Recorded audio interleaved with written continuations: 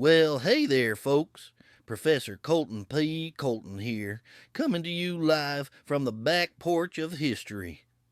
Now, before we dive into today's holiday classic, go ahead and tap that like button, hit subscribe, and ring that little bell so you never miss a story worth telling. Settle in. This one's special.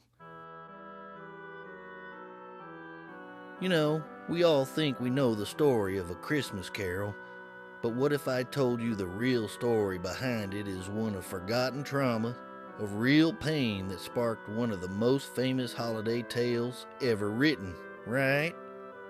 Every single year we hear about good old Ebenezer Scrooge, the ultimate Christmas grump, the bah humbug guy, his whole journey from a miserable miser to a generous soul.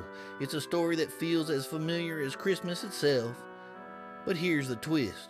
Scrooge, Tiny Tim, even the ghosts. They weren't just characters plucked from thin air.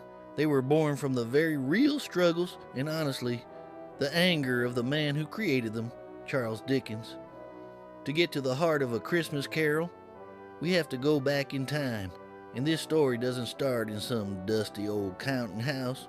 It starts with a little boy whose entire world was about to be shattered. The change in Charles Dickens' life was just whiplash.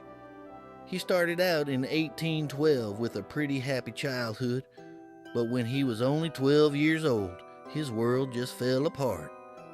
His father was sent to debtor's prison, and young Charles had to go work these long, awful hours in a boot-blacking factory.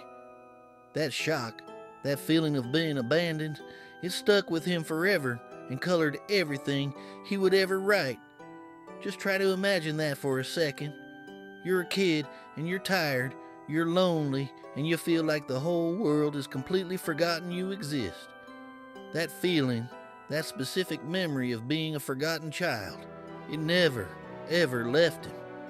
It became the beating heart of all his work. But Dickens wasn't someone who would let his past destroy him. No way. Instead, he took all that pain and channeled it. He picked up a pen and basically forged it into a purpose. The man was just relentless. He taught himself to be a better reader, a better writer. He became a journalist. And you know what?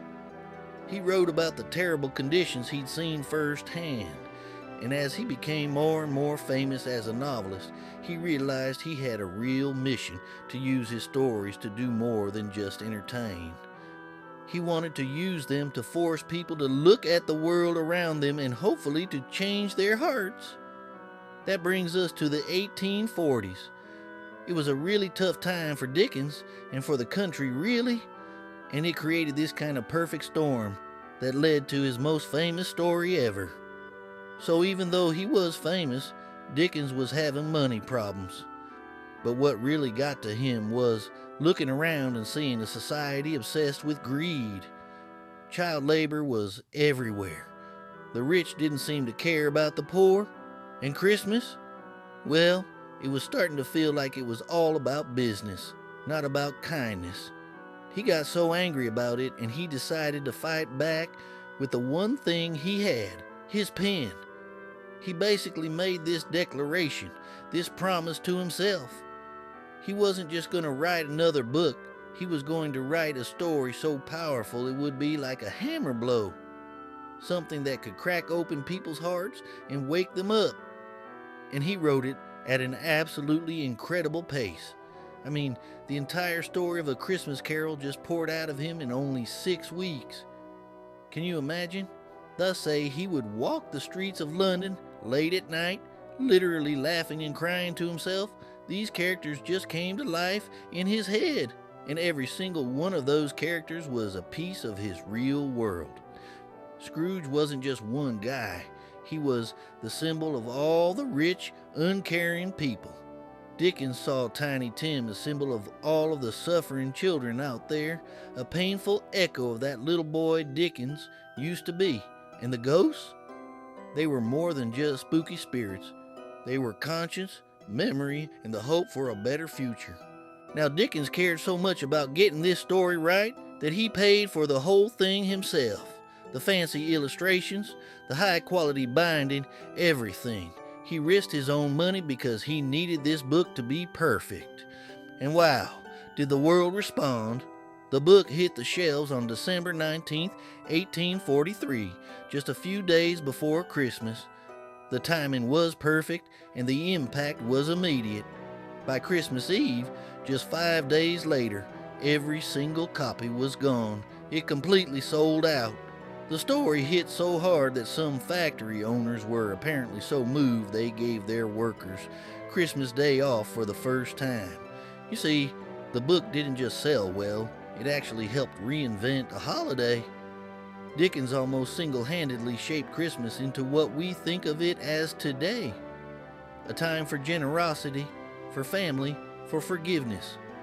And this incredible idea that anyone, no matter how far they've gone the wrong path, can have a second chance. And this one little line from the hopeful Tiny Tim became like an anthem for this whole new spirit of Christmas. You could hear it everywhere. So why? Why, after all this time, does this story still hit us so hard?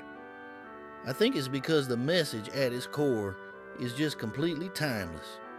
Dickens wasn't just writing a simple ghost story, you know?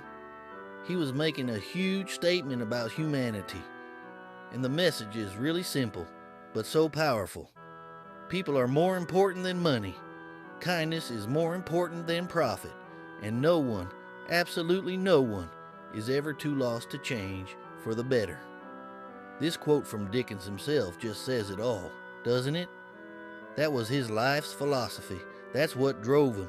He truly believed that our real purpose here is to help each other out. So, the next time you hear the story of Ebenezer Scrooge, remember where it really came from. Remember that lonely little boy working in a factory who never forgot what it felt like to be invisible. A boy who took all that pain and grew up to give the entire world one of his most powerful and lasting messages of hope, kindness, and redemption. You know, the more you sit with this story, the clearer it becomes. A Christmas Carol isn't just about ghosts, or Scrooge, or even Christmas itself. It's about what happens when someone takes real pain and turns it into purpose. It's about remembering the forgotten. It's about choosing people over profit. And it's about never giving up on the idea that hearts can change, even the hardest ones. Charles Dickens didn't just write a holiday story. He lit a candle in a dark world. And folks have been following that light ever since. So if this story stirred something in you, go ahead and click, like, subscribe to the channel, and share this episode with somebody who could use a little extra hope this season. That's how we keep this porch light on. Until next time, I'm Professor Colton P. Colton, reminding you that kindness still counts, second chances still matter, and it's never too late to change your story. We'll see you next time, right here on the Back Porch History Show.